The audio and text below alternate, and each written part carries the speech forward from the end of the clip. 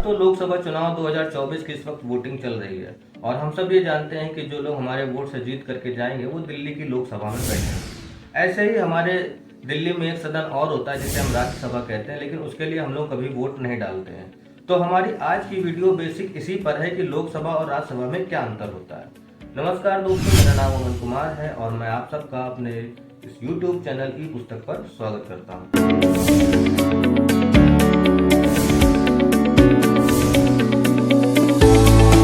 दोस्तों, हम लोग जो पूरे भारत में इस वक्त वोटिंग कर रहे हैं, तो हम लोग अपने क्षेत्र के सांसद को जिताने के लिए वोट कर रहे हैं। यानी कि आपके वोट से जो जीत करके दिल्ली जाएगा वो लोकसभा में बैठेगा और लोकसभा सदस्य कहलाएगा। लेकिन हम लोग सांसद तो लोकसभा के सदस्य को भी कहते हैं और राज्यसभा के सदस्य को भी सांसद ही कहा जाता है। तो इस चीज को पहले समझने के लिए हमें ये समझना पड़ेगा कि संसद किन चीजों से मिलकर के बनती है।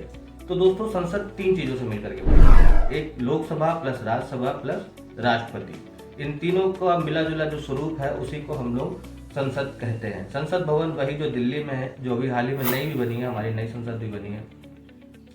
तो दोस्तों, लोकसभा का जो सदस्य होता है यानी कि जो सांसद होता है उसको हम लोग डायरेक्ट वोट करके लोकसभा भेजते हैं। यानी कि लोकसभा सांसद के लिए भारत की पब्लिक वोट करके उन्हें लोकसभा भेजती है। वहीं राज्यसभा का जो सदस्य होता है वो भी सांसद होता है, लेकिन उसके लिए हम लोग कभी वोट नहीं करते।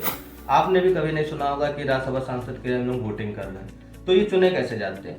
तो दोस्तों, जो राज्यसभा के सदस्य होते हैं इनकी वोटिंग राज्यों की विधानसभा में चुने हुए विधायक व MLC यानी कि विधान परिषद के सदस्य व विधानसभा के सदस्य वोट करते हैं राज्यसभा सदस्यों को चुनने के लिए। सबसे बड़ा तो डिफरेंस ये है।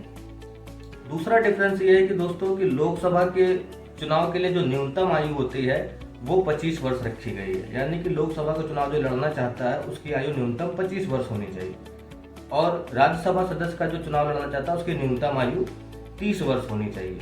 दोस्तों, एक बात आपको और बताते चलूं, जो संसद का निचला सदन होता है उसे लोकसभा कहा जाता है और जो संसद का ऊपरी सदन होता है उसे राज्यसभा कहा जाता है।